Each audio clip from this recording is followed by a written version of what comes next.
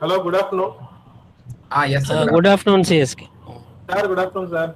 Good afternoon.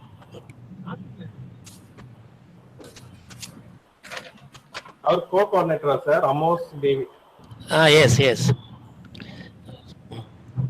Sir, can we start, sir? 2 minutes. 2 minutes. Fine. Okay, sir. Yes.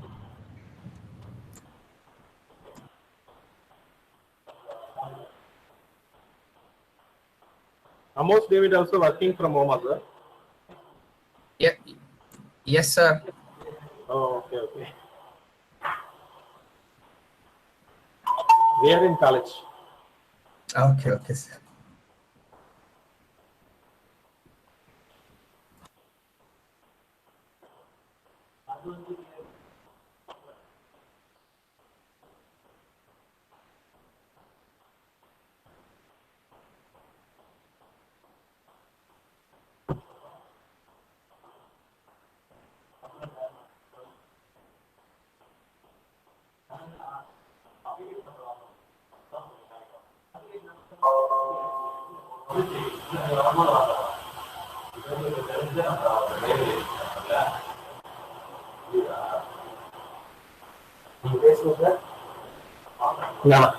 No, one minute.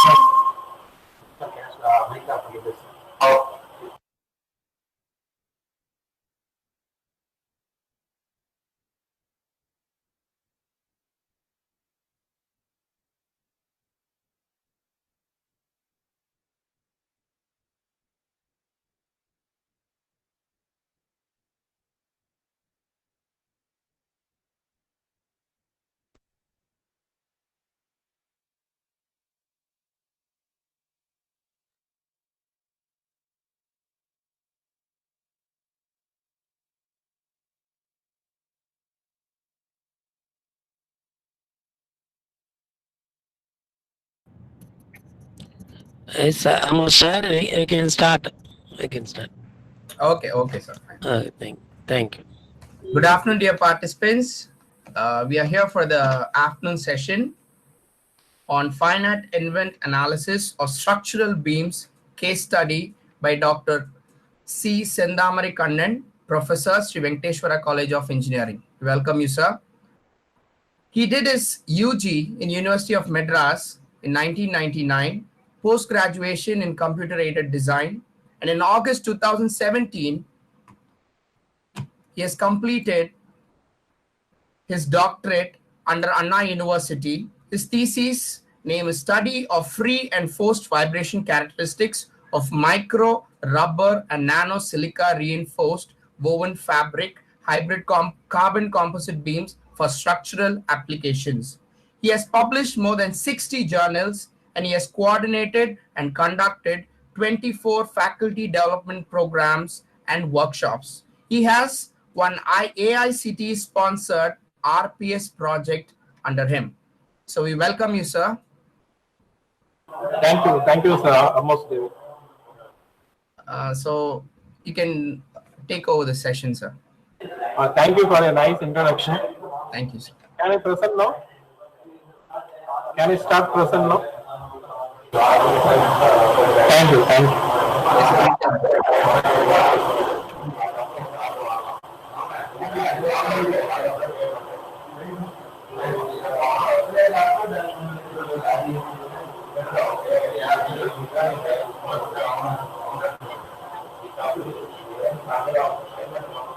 Actually, the topic given to me is going to be finite element modeling of composite beams. Case study, actually, it is going to be a case study. The case study is going to be my research, whatever the PhD, what I done, and it has been published. So one of my chapter is going to be finite element modeling of the composite beam and the analysis of the same in vibration, that is the model analysis. So we are going to predict the mode shapes and model analysis.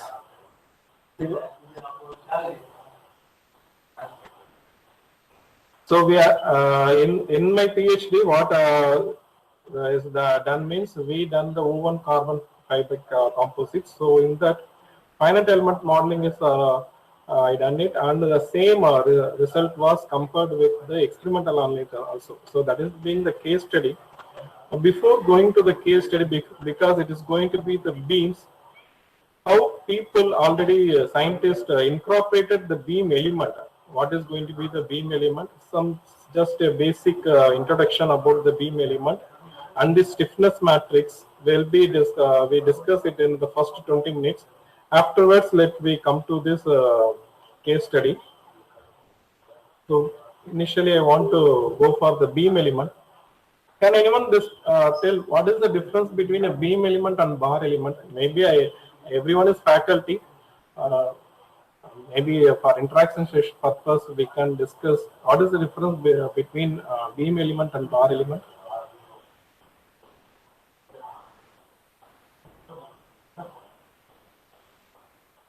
So the bar element is going to be one-dimensional element. In that, we can able to predict only one-dimensional displacement. It may be a y-axis displacement or x-axis displacement. So that is going to be the bar element purpose. The beam element, we can able to predict two things. That is, one thing we can able to detect the displacement. Also, we can able to detect the slope. Slope, it will be used to calculate the bending. Okay. So most probably most of the structures, it is going to be modeled using the beam element. In reality, we have to go for beams, okay, beams and columns. So mostly the beams is going to be the structural element, which is going to be withstanding the load in bridges, constructions, everything. The beams is going to be withstanding the load. So in those cases, definitely we have to go for the beam element. So beam element, if it is modeled as per the finite element structure, it is going to be in the form of line element, and it is visualized in the form of the one-dimensional beam element, like just like a bar element only. But the basic difference is going to be we can able to compute the deflection of the beams, that too perpendicular to the axis of the beam. Definitely we need that, because the beam is going to be always bended perpendicular to its axis. So we have to define the beam deflection only, so which is going to be used in most cases. So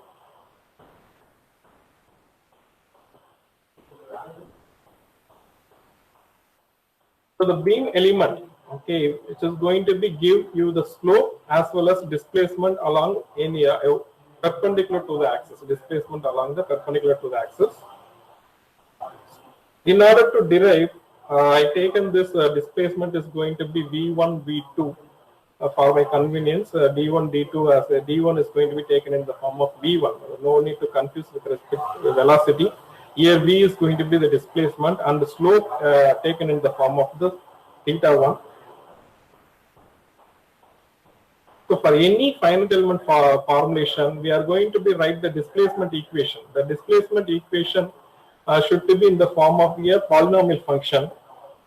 Why polynomial function is going to be according to the Pascal triangle, whatever the number of displacement according to the degrees of freedom, we have to write the cubic polynomial or the second order degree polynomial. We have to choose it. So according to the Pascal triangle, you can choose the displacement function.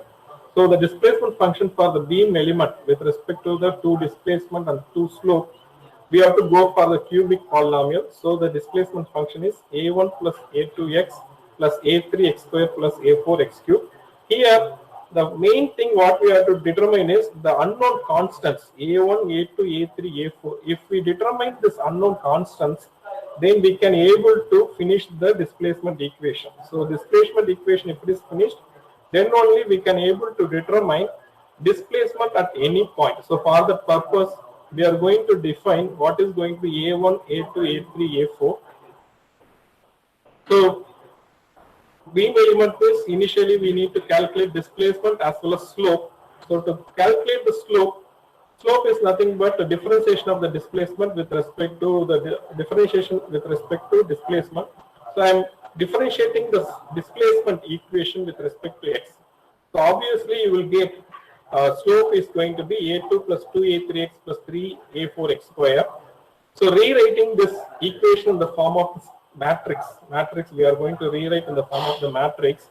So the slope equation is going to be like this. So the displacement equation will be in the form of this. We have to apply the boundary condition. Actually, the beam element, initially we are taking the displacement at the nodal point 1 equal to 0, displacement at the nodal point at the L, the distance length is going to be V2. So V1 is going to be the displacement at node 1, V2 is going to be the displacement at node 2. The slope at x equal to 0, we can take it as theta 1. Slope at x equal to L, we can take it as theta 2. So when we are substituting like this, that is, if we are going to be substituting at 0 and L, we can able to make this matrix. Okay, x, we can change the x in the form of L, x equal to L square, x equal to x cube, like that in the velocity. Okay, sorry, the slope equation, displacement equation. Similarly, in the slope also we have to change in the form of x equal to L. So when we rearrange it, we will get this 4 by 4 matrix. In this, we have to calculate displacement A1, A2, A3, A4. Initially, we know that at A1 is going to be, it is going to be directly equal to V1, because you see that here with respect to this matrix, V1 equal to A1, theta 1 equal to A2. Only thing is we have to solve third row and the fourth row. According to the first row and the second row, A1 and A2 is going to be directly we can able to know it. So the remaining unknowns is going to be V2 and theta 2 only. So V2, it is going to be, if rewriting the matrix in the form of the equation, so V2 we can take A1 plus A2L, L square A cube plus L cube A4. Similarly, the slope equation. So these two things we want to solve it. In order to solve this V2 and theta 2, we can take A3 and A4, because A3, A4 is going to be the unknown. A1, A2 we can take, that is A1 is going to be the V1, A2 is going to be the V2, that you can substitute it. And rearranging the equations and solving it. Okay, I am multiplying the 2 with L, so I will get the equation, say equation 2 will be changed like this. Similarly, the equation 1, okay, equation 1 is going to be multiplied with the 2. So now solving this new equation 3 and 4, I am getting a new equation L cube A4 equal to L theta 2, remaining things. From this, I can able to get what is A4, because remaining all the things are not having the constants. I can take A4 is going to be this one. After finding the A4, I want to calculate the A3. So for A3, the same equation is going to be multiplied with 3, first equation, and second equation is multiplied with L. And solving this, I can able to get the A3. So now, all of you know that the slow displacement equation also can be written in the form of the shape function. So the shape function is going to be N1 into V1, N2 into slope 1, similarly N3 into slope displacement 2, N4 into slope 2.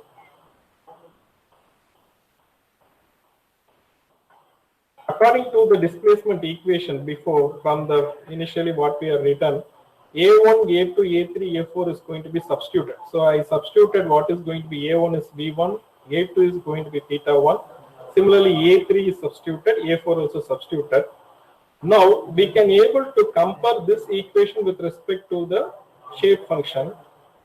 So when we are comparing this, in order to compare that, I want to rewrite the equation in the form of V1 theta 1, V2 theta 2. So if I want to rewriting it, just rearranging the equation only. After rearranging the equation, write the common terms from the V1. Whatever the V1 terms, just rewriting it. So that will be V of x will be in the form of V1. Similarly, common terms with respect to theta 1 is grouped together. Then common terms with respect to V2 is going to be grouped together. Common terms with respect to theta 2 is grouped. Now I get perfectly, I can able to compare with respect to the slope, so shape function. So N1 V1. Okay, so this is going to be N1. For the beam, the shape function will have that first deflection will be maximum at node 1 and it is 0 at node 2. Similarly, shape function 2. So this is going to be shape function 2. Same function 3. Shape function 2 is describing with respect to the slope. That's why it is going to be like this. Slope at node 1 is going to be increasing, and the slope 2 is going to be decreasing. Slope function for 3 is going to be, shape function for 3 is going to be for displacement function. So maximum displacement for the second shape function according to the displacement at node 2 is possible. Similarly, for slope, maximum slope is going to be possible at the node 2. Okay, so this is going to be the shape functions. After getting the shape functions, we can able to determine the stiffness matrix. So the stiffness matrix, for the stiffness matrix, the common stiffness matrix formula is going to be B transpose dB matrix. So I want to calculate what is going to be the B matrix.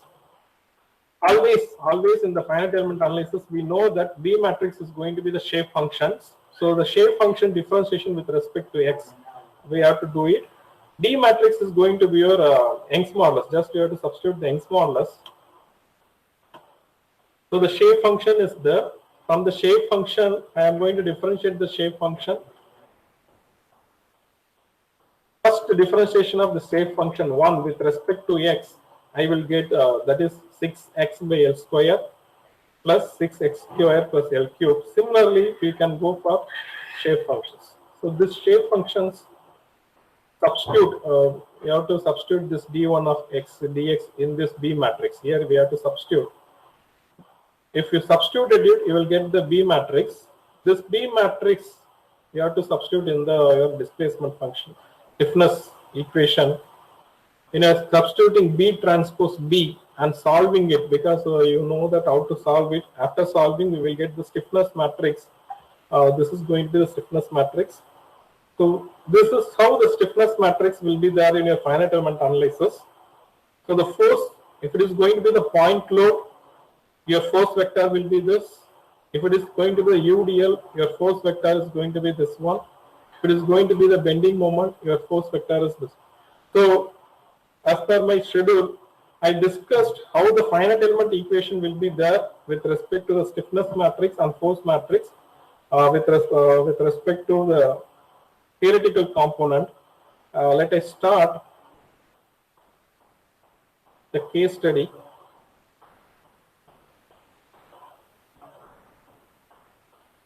Actually, my research is going to be with respect to the vibration analysis, the model analysis. So why I chose this topic is going to be vibration is going to be the most inevitable phenomenon, because in all the cases, most of the automobiles, we have to eliminate the vibration in automobiles, especially any case of aerospace industries and also in machine tools. In the case of CNC machines, if we experience the vibration, tool chatter is going to be there, then definitely we will get that the workpiece will not become with a smooth finish. Okay, the surface roughness will be increased. So in order to reduce the in order to reduce increase the smooth finish, what we are doing is we have to reduce the tool chatter, and similarly all the components of the vibration in the machine should be reduced. So the vibration is going to be main important thing we have to analyze, irrespective of your tensile strength, flexural strength, impact strength, anything. Vibration also going to be there in your BS4 norms or BS6 norms. Because of that only, your previous Maruti on the 80s, 90s and all the car, if you are sitting, it will vibrate more. When we are sitting inside itself, we can able to feel whatever that engine vibration. But today, because of that BS4 and BS6, even if you purchase 4 lakh car, okay, if you are purchasing a car, a simple model car, you won't feel the vibration of the engine. Previously, it is possible you can able to feel the vibration of the engine, but now today the norms are going to be there that not only luxurious car, even if you purchase your 4 lakhs car or 10 lakhs car, you can able to you won't feel that vibration. So that is going to be the comfortness level. Harshness has been reduced because of this BS4 and BS6 norms. In this, the second important thing is the material. Since I started my PhD research in 2010, during that time only the carbon fiber is going to be having the bigger impact over the research area. So what I chosen means I taken that carbon fiber composites, especially the epoxy composites, because epoxy is going to be the proven one in with respect to the thermoset resins. You may have different resins, but the epoxy is going to be unbeatable in case of the toughness, and integrity, which is going to be maintained with respect to the composite. You can't able to compare with respect to vinyl ester resins and all. Some people are doing vinyl ester resins, but epoxy is going to the biggest game changer. So using that only nowadays we are having the bikes, that is your e-bike, otherwise your mountain bikes and all. You can able to just like that, you can lift it and you can carry it over the mountain. How it is possible means because it is the carbon fiber bike which is giving more strength to weight ratio. It is giving more strength to weight ratio comparatively with respect to your alloys, whatever the alloys your conventional bicycles has been made. So I choose the carbon fiber thing. So what is my main aim in this case study? What is my main aim is going to be improve the vibration characteristics, not anything that my PhD itself, tensile property improvement or structural property improvement. Apart from that, the main improvement is going to be the damping property, because today's scenario, European norms is going to be tight, and not only your emission norms only we are focusing. Not only emission norms, there is also norms for the noise, vibration, harshness in the same BS6. Okay, accordingly, we have to reduce the harshness and noise, which is going to be going to the customers. Okay, the customers should feel comfortable. Okay, that is going to be the European norms. So for that purpose, apart from increasing your carbon fiber, that is everyone can do it. Apart from increasing it, my main objective in this case study is to improve the vibration characteristics, that too woven carbon fabric. When we started the research during the 2010, it is going to be the conventional way of making the composite, that is 0 degree, 10 degree, or 90 degree, 45 degree, like that composite sequence. Most of the researchers finished analyzing the composite sequence, and also researchers analyzed and confirmed that woven fabric is having the better integrity, and it is bidirectional property. It is a bidirectional property. So my composite, why this woven carbon fabric composites, I have taken also the case study finite element analysis. This is very important in this case study. So how to change the material property, because everyone has no answers.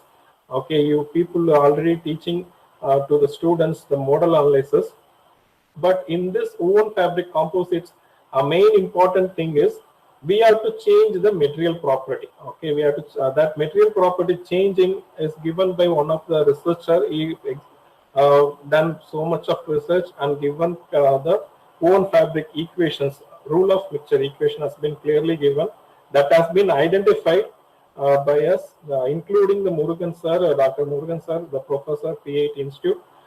He has also done the same finite element modeling with respect to this woven fabric composites. Sir is going to be done the research in the same field. So that woven fabric composite is going to be the game changer with respect to finite element modeling. So that finite element modeling, we have to incorporate that rule of mixture with respect to woven fabric composites. So what is the material I taken is going to be this woven fabric composites. It is going to be fibers, carbon fiber, fill type woven fabric composite. The density is going to be 600 GSM. The Sarah analyzed, Dr. Murugan sir analyzed more with respect to this GSM study also. And he compared which GSM is the best as such. And the epoxy we purchased is going to be LY556. Many number of epoxies are available. In that, the most suitable epoxy prescribed by the researchers is going to be LY556. That hardener, the suitable, that is compatible hardener, is going to be the HY951. We chosen the volume fraction. Why this volume fraction and all? I am putting all these things means because finite element modeling includes this 40% volume fraction also. We have to tell in the rule of mixture equation. Okay, with the initial rule of mixture equation, we have to tell what is going to be the volume fraction. So the volume fraction of the fiber is going to be 40%.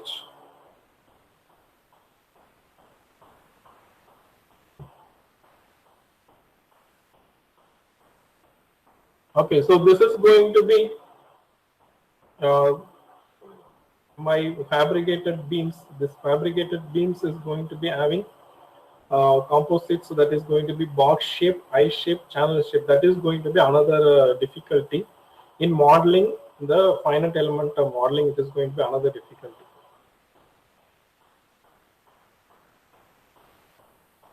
Sir, okay, sir. My presentation, okay, sir. Can I continue, sir? Yes, sir. Yes, sir. Okay, okay. 1 minute.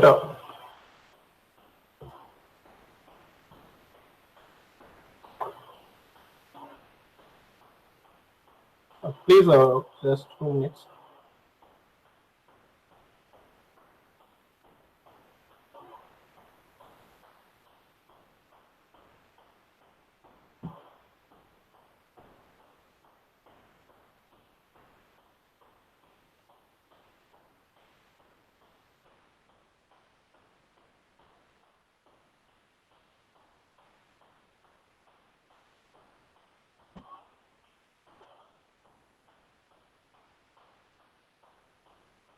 Okay, sir. Okay. I'm still sharing the screen, sir. Amos, sir. Screen sharing is there? Yes, sir. It is visible, sir. Thank you, sir. Yes.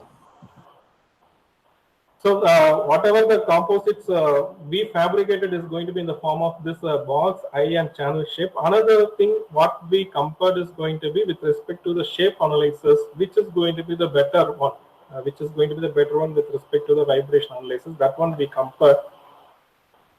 So in that, why I are telling all this dimension, everything is because while we modeling the finite element analysis, this is the height, width, thickness, in all those things we done it.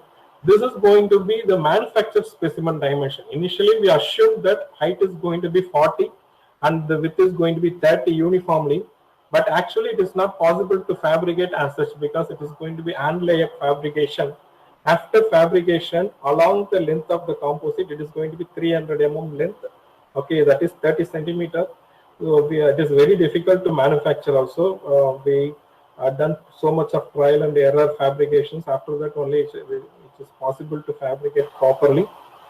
Which is having a mandrel. This mandrel, wooden mandrel we used, which is a sacrificing wooden mandrel. So we can able to remove it. So because of that only it is possible to fabricate it. After fabrication, we measured this height, width, thickness, everything, and we compared the weight uniformly. The weight is going to become around 300 grams. Then only we can able to analyze it. So much of specimens has been fabricated, and finally, a proper specimen has been taken into account for the research. Here, the main important thing, the next. When we are going for comparison in finite element analysis, initially we compared only carbon epoxy composites first.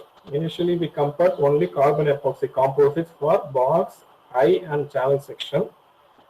Among these three sections, we taken into account that which is going to be the best one. Afterwards, from the best and the poor, for example, actually my research showed that eye is going to be the best and channel shape is going to be having the poor vibrational characteristics comparatively among these three. So we taken eye and channel section for the finite element analysis after experimental work. In this, carbon epoxy composite shows better strength, but we have to improve the damping property. That is the main aim of this project. So damping, otherwise the vibration characteristics. In order to improve that, we going for this kind of changes in the materials. The epoxy is going to be blended with 9% microfiber and 6% nanosilica. This combination, one combination.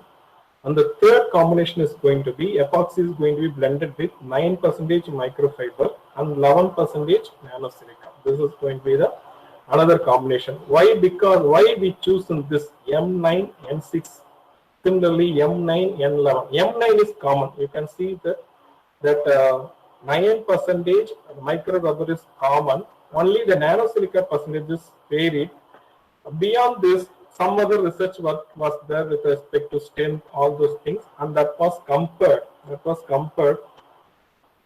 This is the comparison only for the rubber alone. For rubber alone, what is the damping percentage?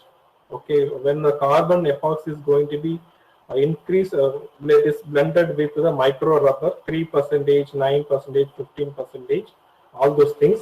Then what is happened? What is happened means the strength is decreased. Okay, we can't able to see that actually the carbon fiber is having the good strength. We can use it for the structural applications. But now addition of this rubber, what is happened? This addition of this rubber, this frequency, natural frequency is getting decreased. Okay, tensile modulus is getting decreased. Flexural modulus is getting decreased. What is the meaning of this? Means natural frequency decreased in sense relatively the stiffness was decreased. Similarly, strength is also decreasing. Then how the people can use it for the carbon fiber with the micro rubber? They won't use it. They will prefer only the carbon epoxy composites only. In order to improve, in order to further improve, as per the research study, that is the through the research papers, we concluded that nanosilica along with micro rubber can able to increase the property of the epoxy. That is, the researchers concluded only with respect to epoxy, not with respect to the composite. Okay, only pure epoxy blended with nanosilica and rubber can able to improve the strength and the hardness like that. So we taken that into account, and this has been we are included the optimized rubber property. Here you see that this not low, very low M15 we can't able to take it. Similarly, the damping property, more or less the damping for M9 and M15 is more or less it is going to be not having much difference. So the M9, 9% in weight, 9% in weight in epoxy matrix is going to be giving somewhat better damping, but we have to improve this strength, all those things. So we have to taken M9 is going to be the reference. From that we included nanosilica. So we included the nanosilica for 6% and 11%. For this nanosilica addition also we done separate analysis, all those things, and we concluded with that 6 and 11%. That is a separate study, not even with respect to the PhD. That is separately we done all the studies separately, and it has been taken in, for our understanding purpose. So now we are going to our basic model shapes and model frequency analysis. So that is for increased operating condition. What is the meaning of increased operating condition? Means why we have to go for this finite element analysis? Because in this whatever the experimental analysis, we can't able to predict. We are having a good experimental setup in our lab, which includes the ME Scopus software and RT-Pro software. Through that, I can able to predict models frequencies, model shapes up to 3 modes only. 3 modes, maximum 3 modes only we can able to predict. Not beyond that, how it is going to be performing. Modes not beyond 4th frequency, 5th frequency, like that we can't able. So maximum I can able to predict using that experimental setup 3 model frequencies. So not beyond that. Otherwise we have to go for still more data acquisition softwares, and the range of the accelerometers also may be changed. Okay, so in that case, the best thing is finite element modeling. What is the advantage in finite element modeling is, once if we proved that our model is going to be good comparatively with respect to experimental, the similar model can be we can use it for anything, any other thing. That is, we can change the composition, we can change the length, we can change the dimension of the specimen, we can change the material property. So first initially we have to prove that more or less high conducted the finite element modeling analysis, and experimentally it is coinciding. Okay, so no problem. I can go on proceed with the same model to predict more fundamental frequencies. Another important thing in experimental analysis is we can able to predict only the bending mode only. We can able to predict the bending mode only in experimental analysis. We can't able to predict how it is twisted. Okay, even the vibration due to because of the vibration model analysis, we can able to see the torsional modes also. So the most common modes which is available in vibration is going to be lateral mode, transverse mode, and torsional mode. So in these cases, lateral and torsional mode we can't able to find it. Okay, we can't able to find it. Even shear mode is there. We can't able to find it. Only the transverse mode can able to predict using the transverse, that is your experimental setup. So what we can do means we can go for finite element modeling, which is the best thing to go for predicting lateral, transverse, shear, torsional modes and higher order modes, further modes. You can go for 10 modes, 20 modes like that. You can able to go for that. So in that, what we taken this is going to be all the things in ANSYS. You model it for the metric because the meter, it is going to be in the SI units. Use it the meters. Okay, don't use your mm centimeter. Accordingly, you have to commonly follow everything. So we used everything in the form of meter. So I section and channel section alone taken into account initially for modeling and understanding the vibration behavior for carbon epoxy composite alone. First phase, the modeling has been done only for the carbon epoxy composites. Okay, so this carbon epoxy composites we analyzing it for the purpose. In the experimental analysis, what we fabricated is 6-layer carbon epoxy composites. We fabricated 6-layer carbon epoxy composite, that is twill. Twill when one means one layer is going to be integrated. That's why I shown all these pictures. Otherwise, I can't.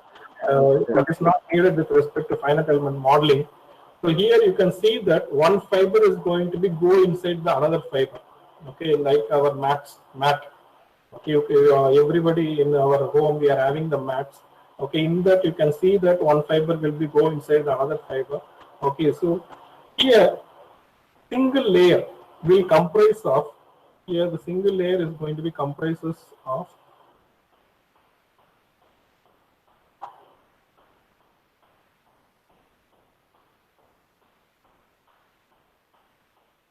here single layer is going to be comprises of 2 fibers. One will be in the 0 degree, another one will be in the 90 degree. So there are 2 fiber orientation in the single layer itself. So when you are modeling the woven fabric composites, if it is comprising of single layer means in finite element analysis, it is to be represented in the form of 2 layers. If there is a 6 layer, since we fabricated 6-layer composites, I have to go for 12 layer in this finite element modeling. So because of that only, here we can see that there is going to be 12 layer is going to be there, and this is going to be from each and everything 0, 90, 0, 90. So this 0, 90 will comprise actually the physical presence is going to be single layer. Another 0, 90 will be the second layer, and this is going to be 3, 4, 5, 6. So there will be 6 layers. So 6 layers to be presented in the finite element matrix as this in this way only. This is going to be the way how we have to give the stacking sequence in this solid 191 element, which is available in I conducted in ANSYS 12. So the version is going to be ANSYS 12. Now if you are having the newer versions, you have to identify which version is going to be comparable with respect to solid 191 element, because the solid 191 element is going to be a layered element.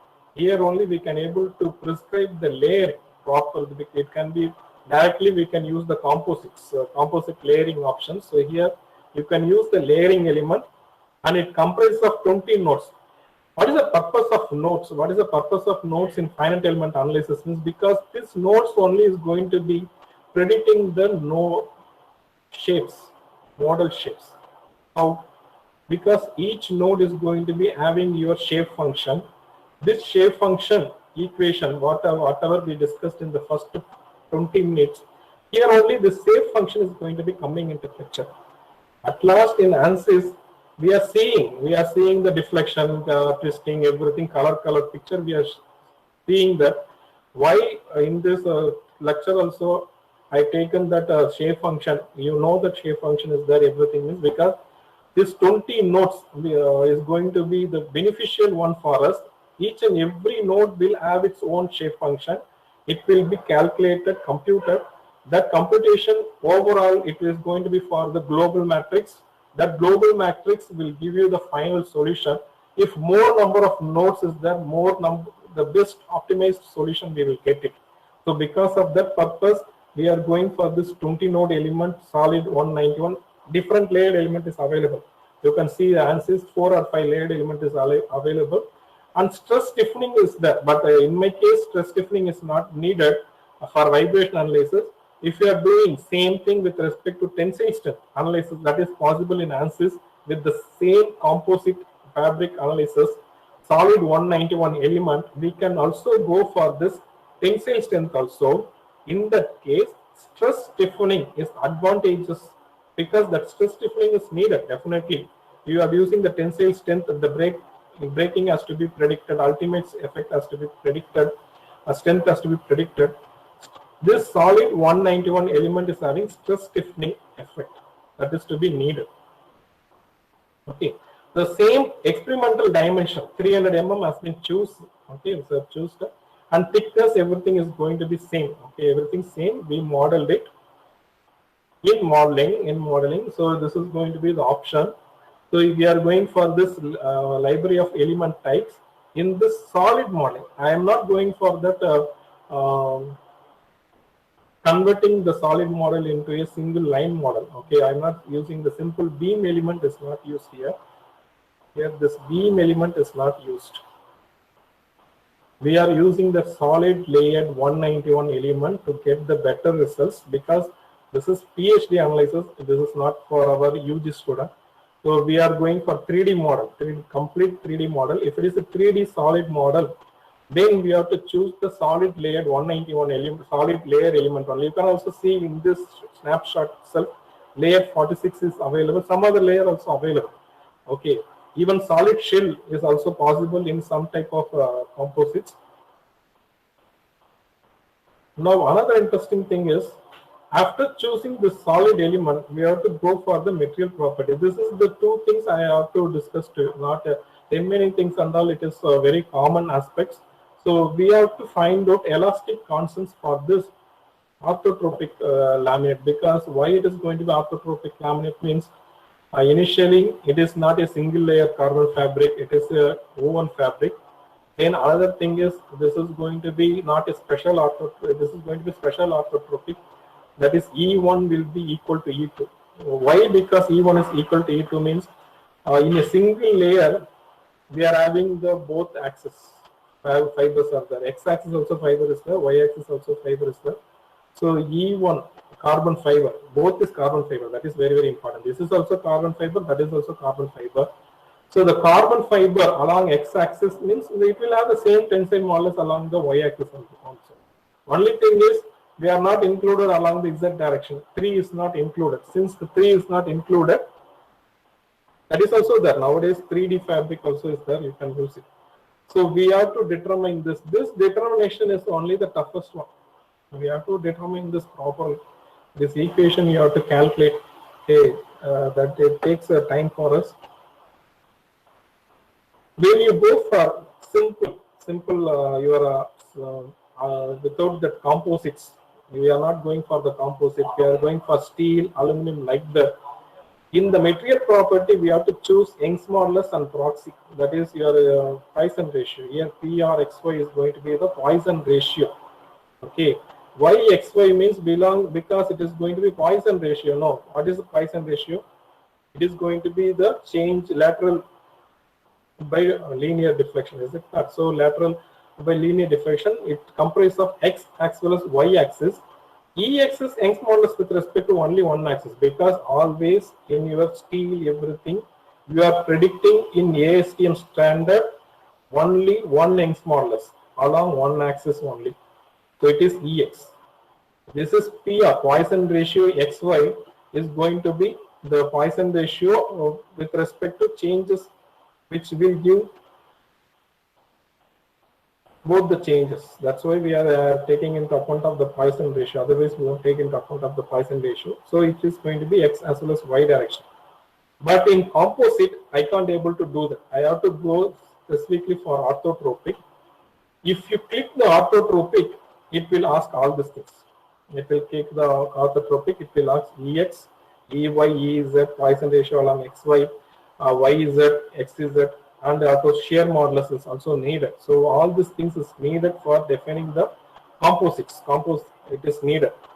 In our case, it is special orthotopy. In special orthotopy, why? Because once again I have to emphasize this, because here carbon fiber only is along the both X and Y axis. So EX is equal to EY.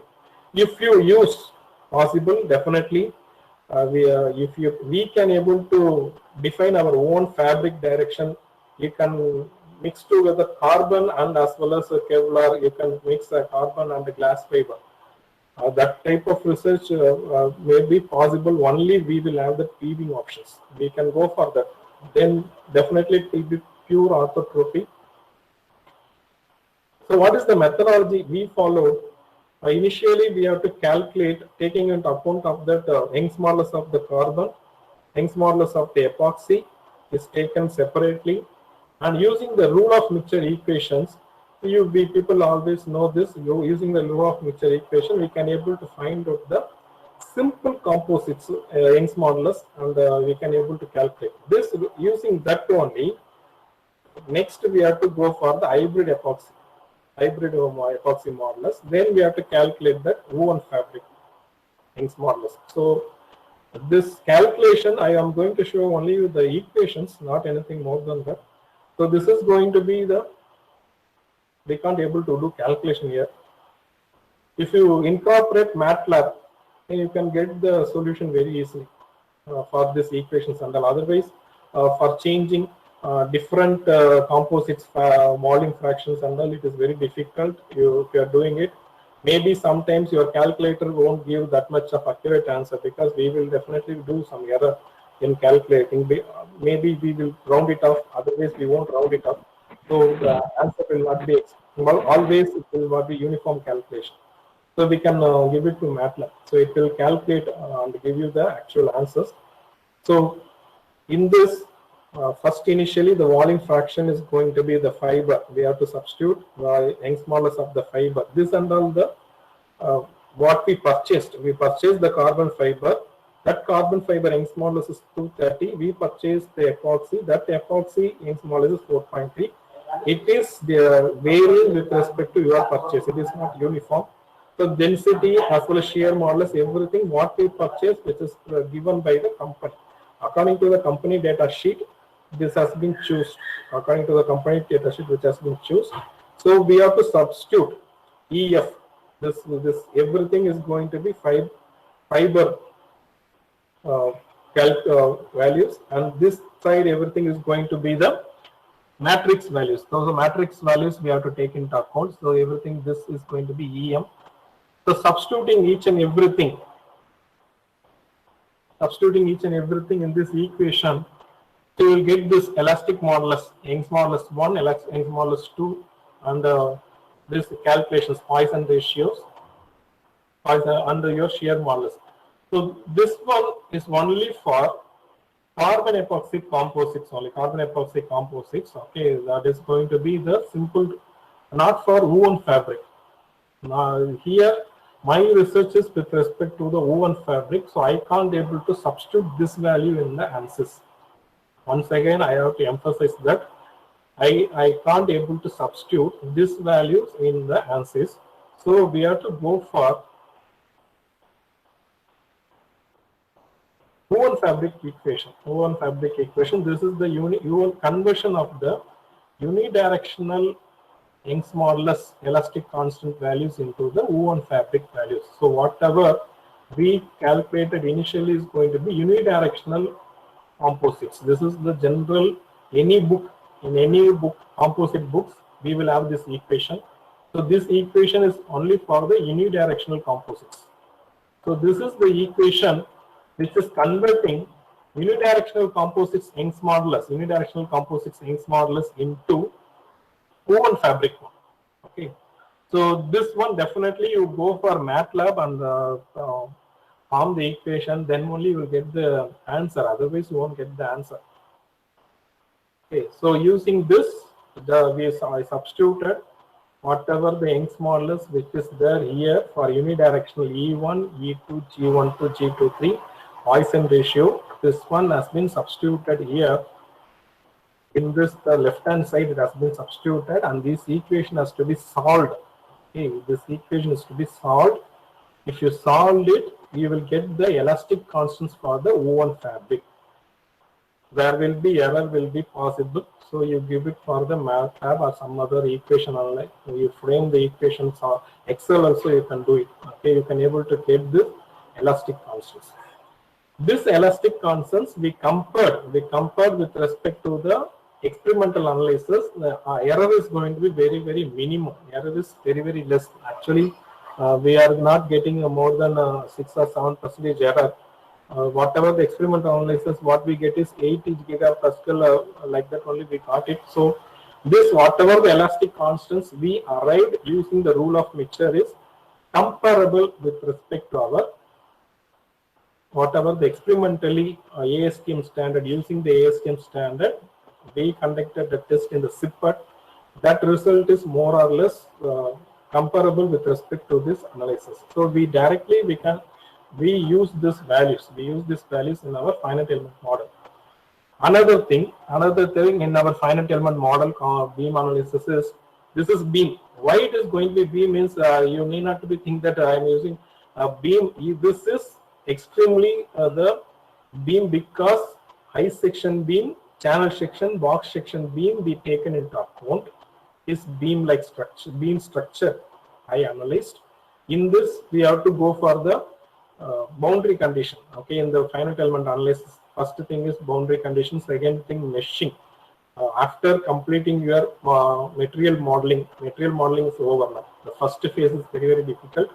After you finishing that material modeling, the second phase also difficult here, because even though it is a solid modeling, here there is a lot of difficulty. Just like that we can't do it because uniform meshing is to be needed, and different kinds of meshing options we done it. It is not just like that we can't able to get with a single rough meshing directly. I can't. I am not getting the answer. I am not getting the answer which is closer in relation to experimental analysis.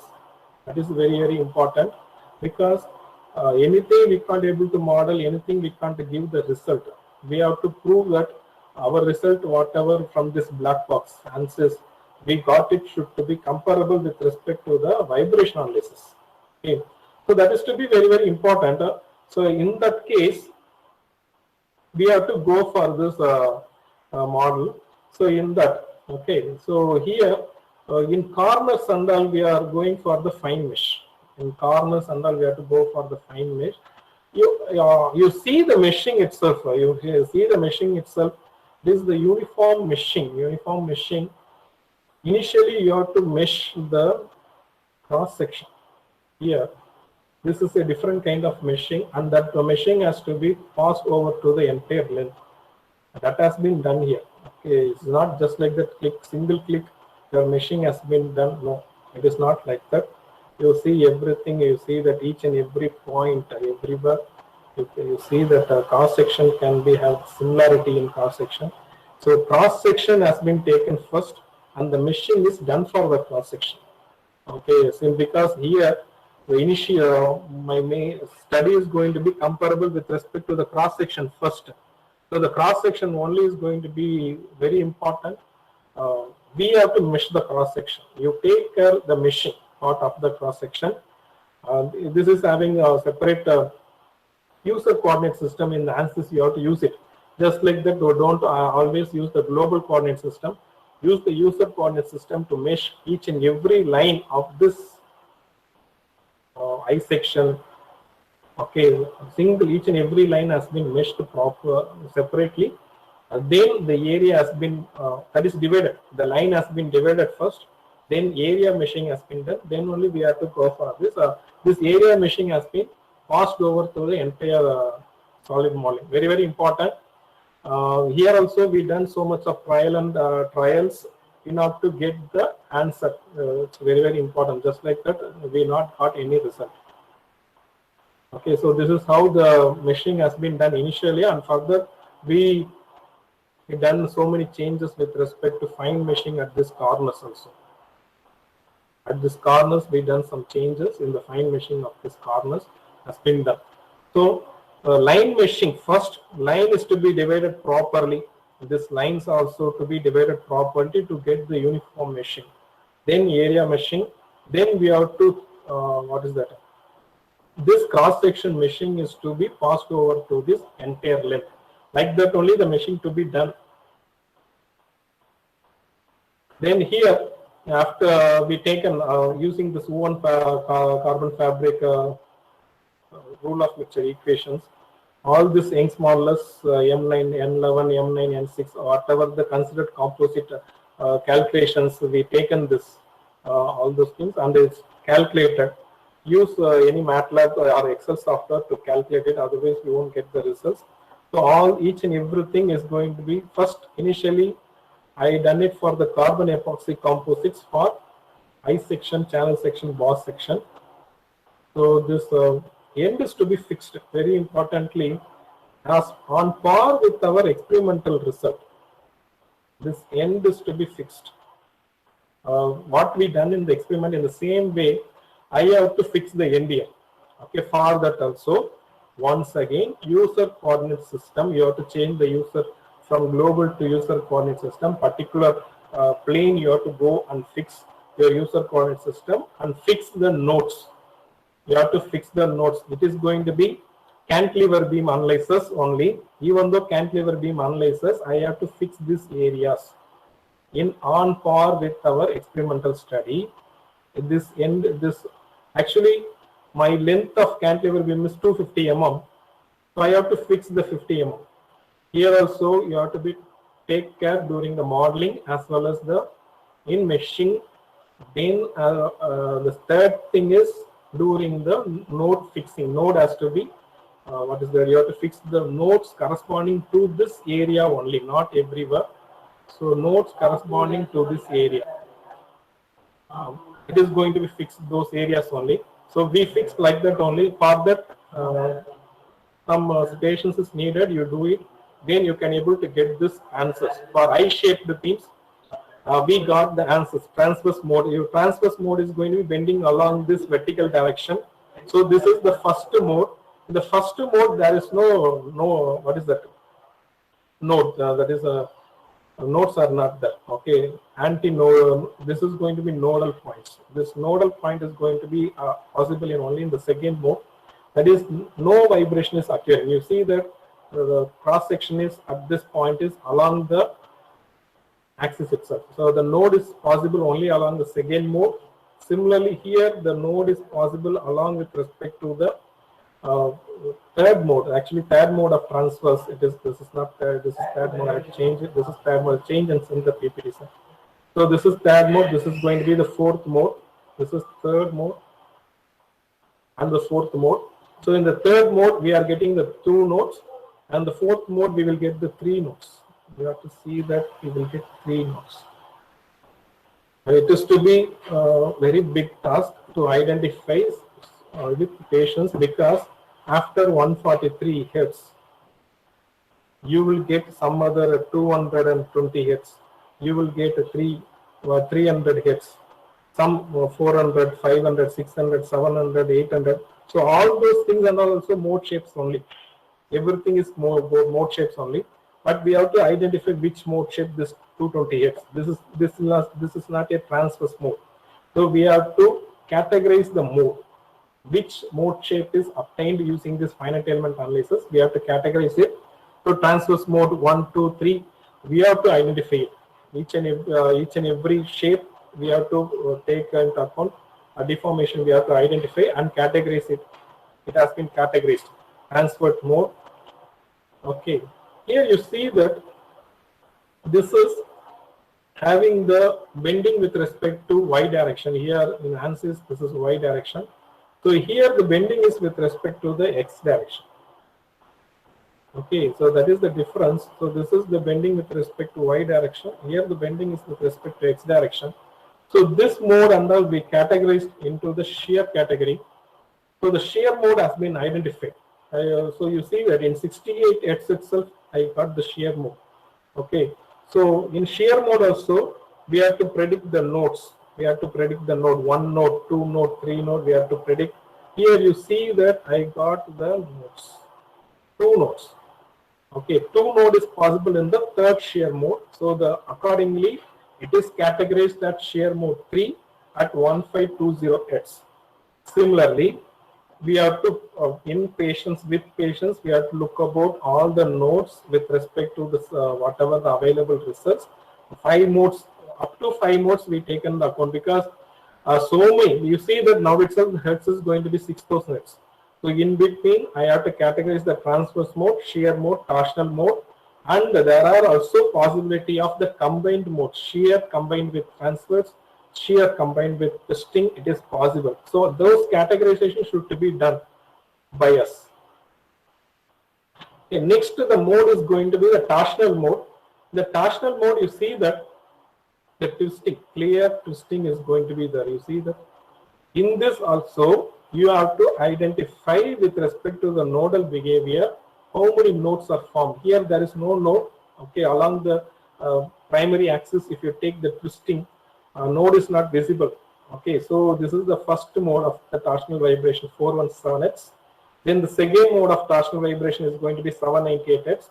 Then the fifth mode we got it at 8829 Hz. Okay, it has been categorized.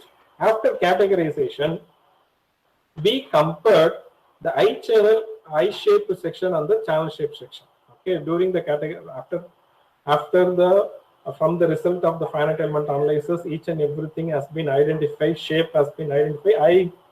In this PPT, I showed you minimum to understanding purpose according to the time limit. Only some diagrams only I shown. All the mode shapes we explored and it has been categorized. After categorization only, this has been tabulated. Okay, this has been tabulated. So in this, you see that frequency range at which this ice shape is going to be, and the sixth mode shape of anything, even though it is a transverse mode, shear mode, torsional mode, at any case, the frequency at which the I section is going to be observed is, you see that in second mode itself. You see in the second mode itself. You see that at 704 Hz itself, I am getting the transverse mode with 1 node deflection.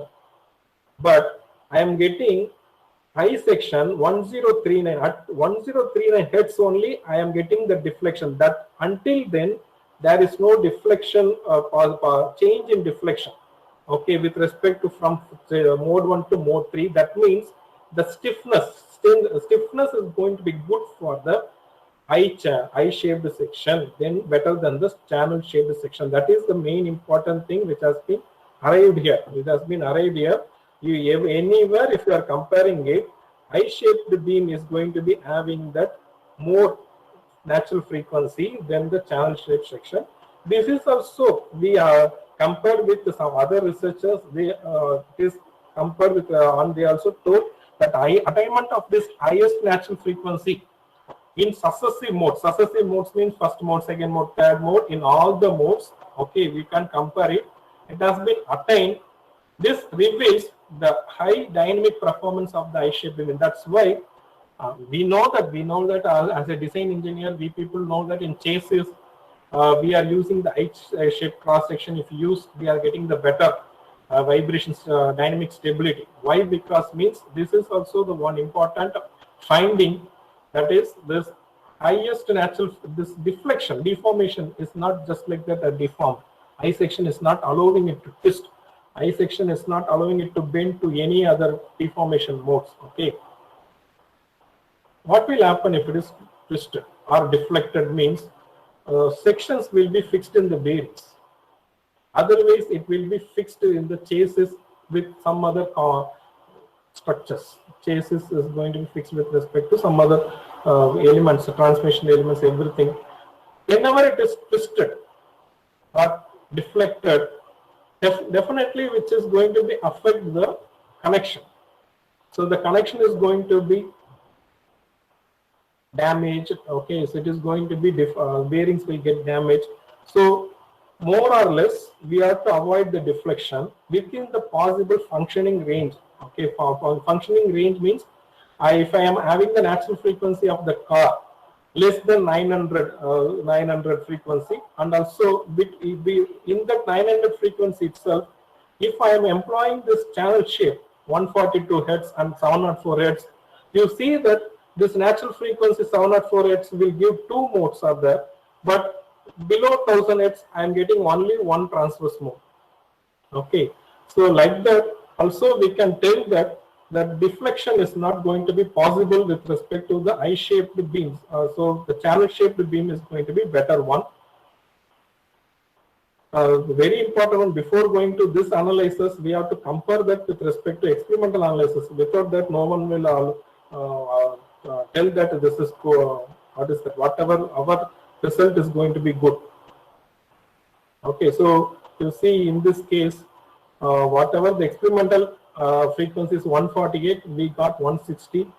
This itself, after so much of trial and error, it's not just like that we got this result finite element analysis, and the percentage of deviation is less when we are going for the higher modes. That is also one of the important, you see that in this 958, 948, 2720, 26990, more or less the result is going to be coinciding here and all.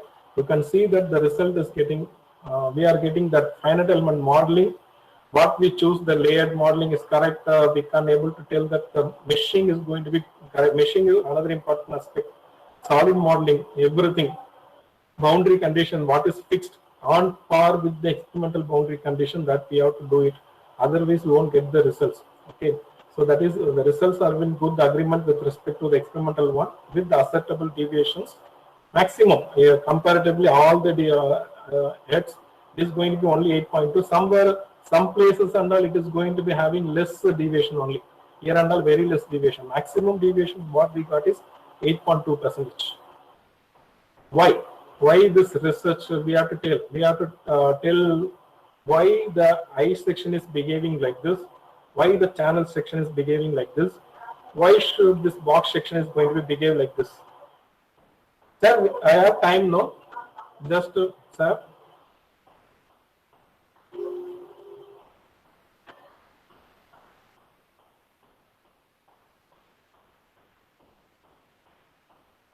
Almost, sir. Sir, yes, sir. Okay, I have time now, sir. Another 10 minutes. Yes, sir. Yes, sir. There is time, sir. Okay, sir. Okay. Another 10 minutes only. Yeah.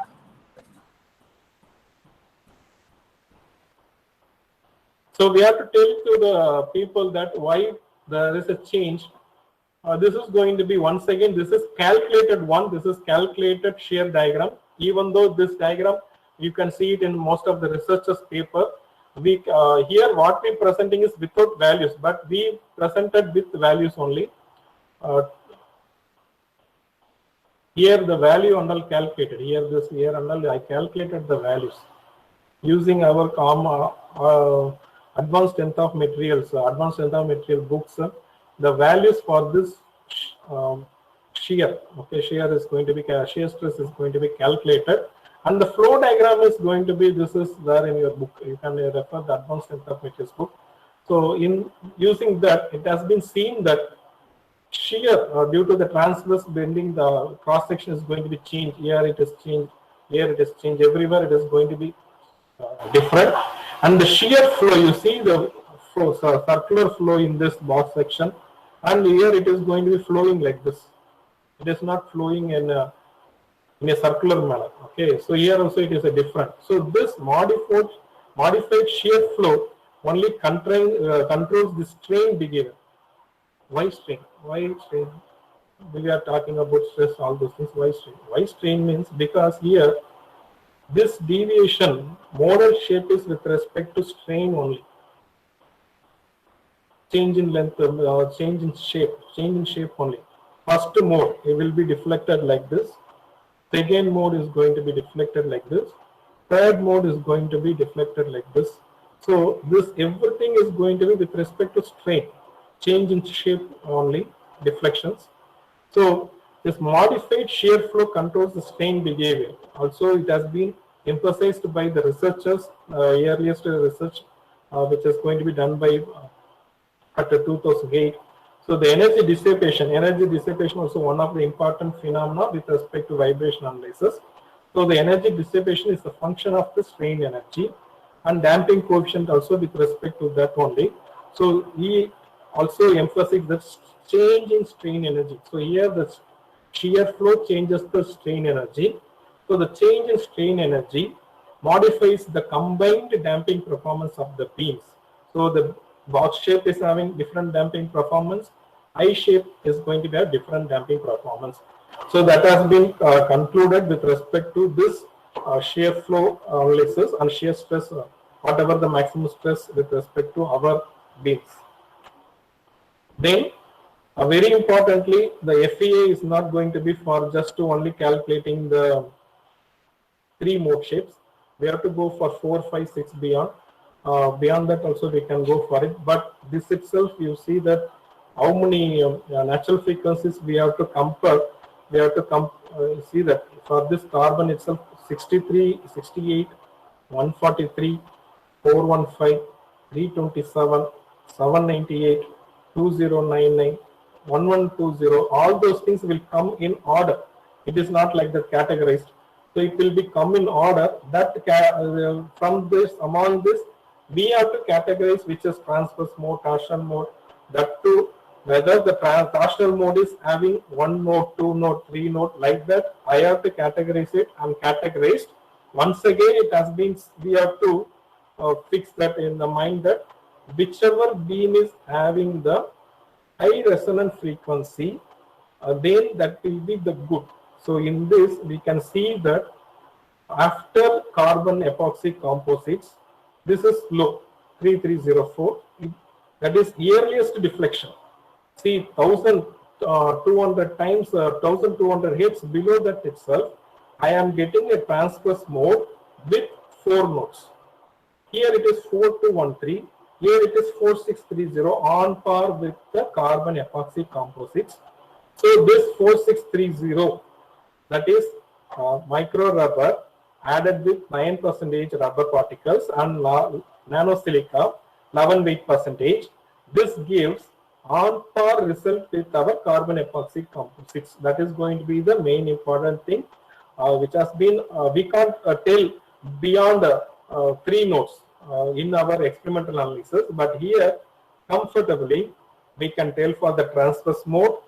I can tell for the torsional mode. You see that in torsional mode also, this 3280 carbon epoxy composites with 4 node is there. Here M9N11 is having 3186. Other rubber component having only 9% is earliest, very earliest it is attaining the mode shapes, and also that 6% silica also it is going to be like that only. You can see anywhere it is going to be compared. In here also you can compare. Okay, everywhere if you are comparing it here in the first mode, people will tell always in the first mode, if you are looking at, you see the torsional mode, the best thing is going to be the M9N11. Similarly, here also you can see that in the shear mode, the first mode, because the first deflection should not itself avoided. The basic thumb rule, whatever we are having, it is going to be first 5 mode is going to be very, very important. So that according to the thumb rule itself, it is going to be that seen that we are getting that almost similar behavior with respect to carbon epoxy composite is available, obtained for M9N11 when comparing with this all these modes, transverse mode, torsional mode, shear mode. The same type of result has been obtained for our channel shaped beam. That is comparing with respect to the materials, not with respect to the shape. Shape is compared previously. Now with respect to the materials only, you can see here anywhere you can see that, which is going to be that carbon epoxy composites and this M9N11 only having the higher natural frequencies. This 2382, 3152, this M9N6 is in the middle range only. Everywhere you can able to see that is going to be the result. Here, everywhere this is going to be the result. Okay, so this will be in the middle range. So our conclusion is going to be that on par with carbon epoxy composites, we obtain better dynamic capability by including the rubber particles. So damping is improved and the deflection has been minimized on compared with carbon epoxy composites. So this nanosilica added with 11% weight percentage and rubber 9% is giving us the better property.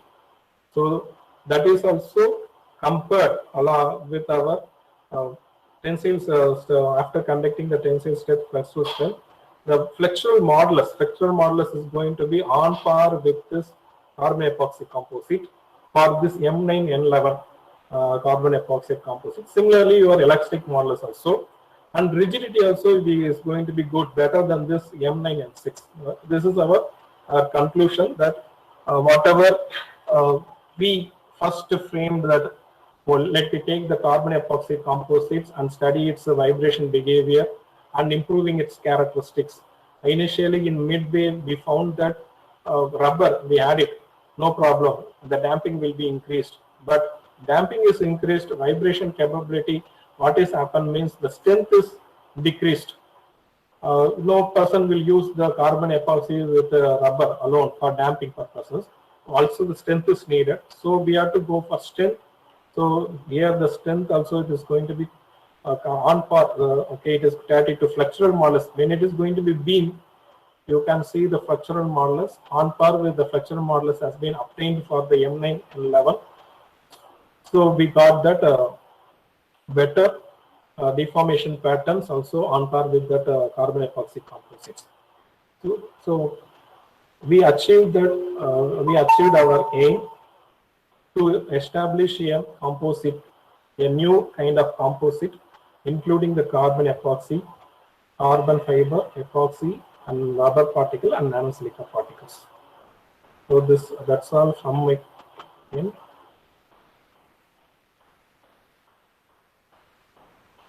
Thank you very much. Any question? Thank you, sir. Dear participants, if you have any questions, you can unmute yourself and you can ask.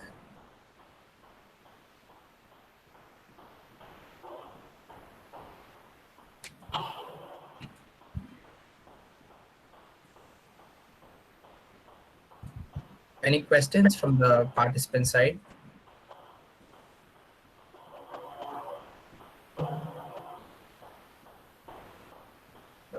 Thank you, Professor. It was an excellent session.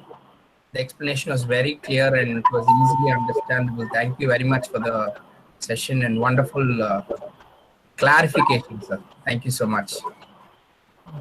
Thank you for giving me the opportunity, sir. Murugan sir was there. Thank you for giving me the opportunity because it's going to be AST sponsored STTP. So it is a good opportunity for me to present to good, that is the people, those who are going to be very interested with respect to the ASAT STTP. You know, this is also very important platform for me to present. Thank you for the opportunity also. Thank you, Amos. Thank you, sir. Thank you. Can I leave? Yes, sir. Yes, sir. Thank you. Thank you, sir. Dear participants, so we have session 3 at 2:30 p.m. today, in which a demo will be happening. And the demo will be in Ansys software. So we request you all to join back at 2:30 p.m. for the next session. It will be handled by Mr. K. Raja Karthikeyan. So thank you for joining us, and we'll see you back at 2:30 p.m. at the same link. So thank you very much. The feedback link has been posted in the chat box for this session, for session number 2. You can start filling it up. It will be available for another 15-20 minutes. We'll share the link again.